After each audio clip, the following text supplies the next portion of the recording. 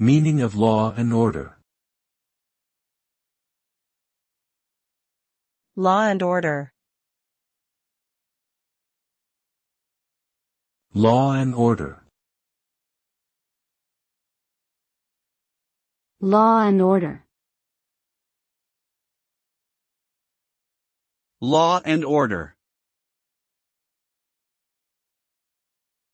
Law and order is a term often used to describe the system by which a society maintains social control, manages disputes, and enforces laws.